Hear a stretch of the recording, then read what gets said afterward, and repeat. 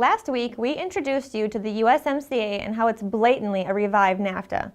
Today, we'll go a little more in depth to show you exactly why the USMCA is such a bad idea. I'm Robin Kinderman, and you're watching JBS Straight Talk.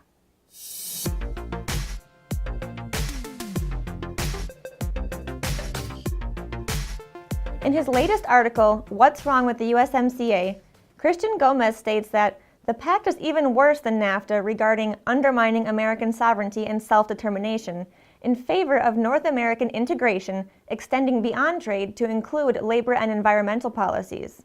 To explain, he writes, the USMCA's Chapter 23 on labor subordinates the United States to the International Labor Organization, ILO, affirming all three countries' commitment to the ILO's Declaration on Fundamental Principles and Rights at Work and Declaration on Social Justice for a Fair Globalization. What this basically means is that the USMCA will create one big labor union that all three countries must answer to.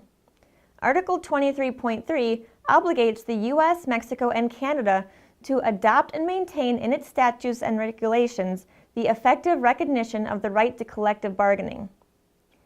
From the language, it's not clear how Chapter 23 could impact our individual states' various right-to-work laws. Gomez writes that this could lead to their abolition or repeal either through a future USMCA resolution dispute panel or through stronger enforcement provisions in a USMCA Implementation Act. More rules and complications are just what we need, right? Beyond trade, the USMCA also establishes a vast bureaucracy of committees, subordinate to an all-powerful Free Trade Commission made up of unelected delegates from all three countries. Among these many committees is the North American Competitiveness Committee. What is that, you ask?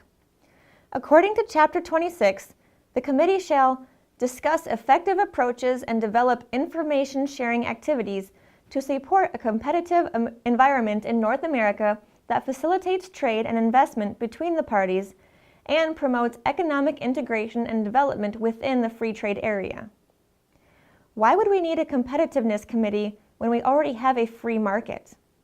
Obviously, the USMCA wants to piggyback off our success, so they've created this new committee to integrate the economies of all three countries in order to make North America more competitive with the rest of the world's other so-called free trade areas and economic unions.